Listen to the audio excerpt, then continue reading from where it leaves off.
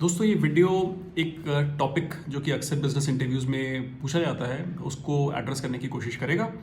Business vision versus mission में क्या फ़र्क होता है?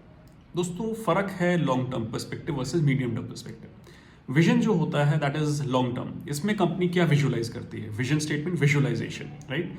उसमें क्या विजुलाइज करती है? वो ये करती है कि हम कौन से बिजनेसेस करेंगे मोटे मोटे तौर पे, which businesses will we be a part of.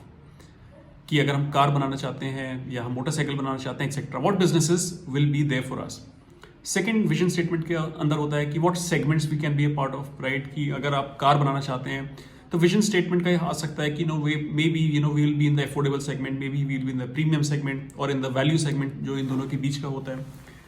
तीसरा एक जो विजन स्टेटमेंट में अक्सर देखने को मिलता है इज द ब्रांडिंग पार्ट।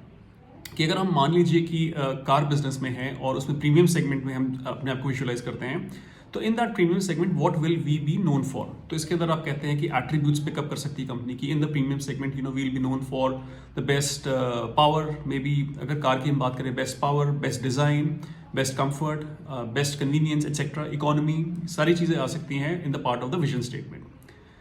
तो ये लॉन्ग टर्म पर्सपेक्टिव हो गया। जो मिशन स्टेटमेंट होता है दोस्तों, that is on deliverables. Company अपने आप को मिशन देती है and that is normally medium term.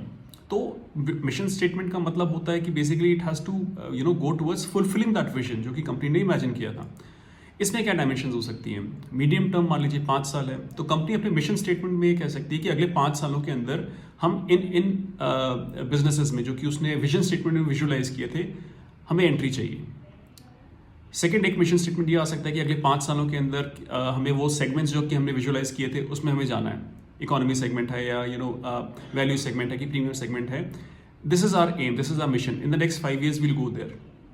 कुछ और उसमें डायमेंशन आ सकते हैं कि वी वांट मार्केट शेयर, कि अगर हम उस बिजनेस में उस सेगमेंट में जा रहे हैं तो we want a certain market share, 15%, 20%, 25%, 30% अगले 5 सालों के अंदर। So that again becomes a part of the mission statement. तो mission statement is a lot more quantitative, it's a lot more measurable, driven, data driven होता है।